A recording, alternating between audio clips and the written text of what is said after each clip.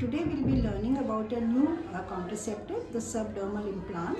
This is available in the public sector hospitals as Implanon Next. So through this video we'll be taking you through how we insert the implant. So these are the requirements which are required for putting the subdermal implant. So the most important is a marker pen and a measuring scale. Then we have the tray for cleaning the area, which has a sponge holder, a clean sheet, and of course some gauze pieces. We have the antiseptic solution. We have the local anesthetic, syringe and needle. And this is the subdermal implant, which we'll be telling you how to insert that. So we make the patient lie down flat on the table.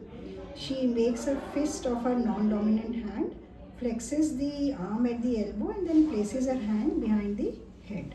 So basically this makes the groove between the biceps and the triceps muscle more prominent. So you have to identify this groove between the two muscles because there are neurovascular bundles. You have the median nerve, the ulnar nerve as well as the brachial artery in this groove, and this is the groove that you have to be careful about so that you do not injure the vessels. Now then we identify the medial epicondyle.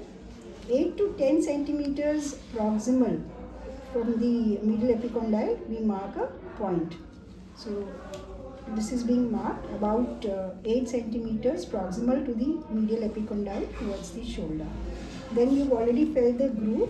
You mark the second point about 3 to 5 centimeters below the groove. Now if the patient is very thin and you really do not have 5 centimeters below the groove, try to go as far as possible. Then from the second point, you again mark another point 5 centimeters proximal to this point. So the second point is being marked, and then you can draw a line between these 2 points.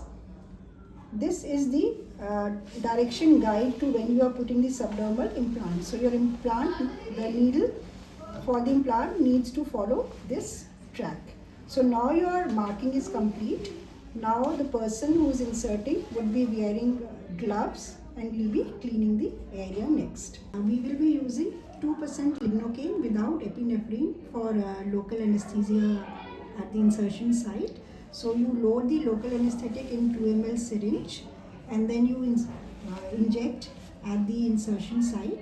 So while you are injecting, you first make a wheel and then go along the full track that we had already made, and then you go along the whole length of the track.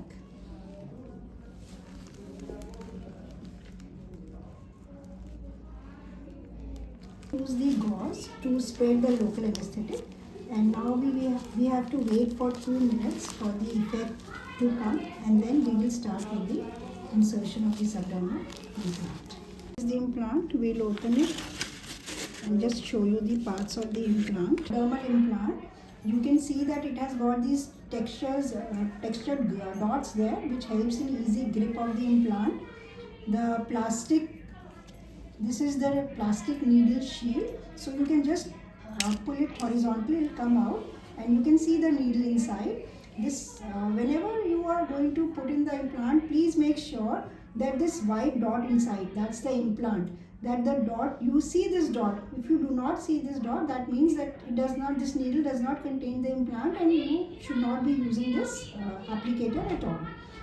And the purple thing that you are seeing at the top, this is the slider. So once you have your implant in place, we push in the slider downwards and backwards to complete the procedure. Waited 2 minutes after giving the local anesthesia. Just check that its effect has come. So the patient is not feeling any pain. That means the anesthesia has worked. Now we stretch the skin where we are the insertion site of the skin with our other hand, thumb and index finger of the other hand. We now puncture the skin with the needle. The whole bevel of the needle has to go under the skin, keeping the loader at 30 degrees. The 30-degree angle is very important. So when you are puncturing the skin, the loader should be at 30 degrees to the patient client's arm, Needle. Once the whole bevel of the needle has punctured the skin, then you bring the applicator parallel to the skin of the client's arm, and then go along the track that you had already marked. Make sure that the whole needle is under the skin, so you can actually move it towards one side, and as you can see, the whole needle is under the skin now. Once you have ensured that, then you stabilize the applicator with your other hand and you push the slider down and backwards. So this releases the implant in its place.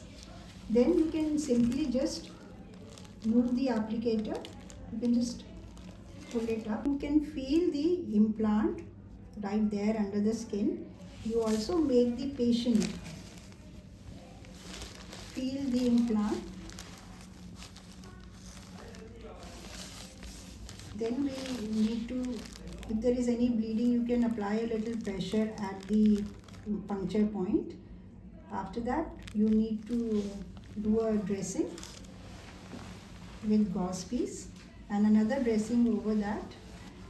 So we have two dressings. The inner dressing is generally removed, the outer dressing is generally removed after 3 days, and this inner dressing can stay for another 2 days, that is, it is removed on the 5th day. After you have inserted the implant, you need to give the client this implant card.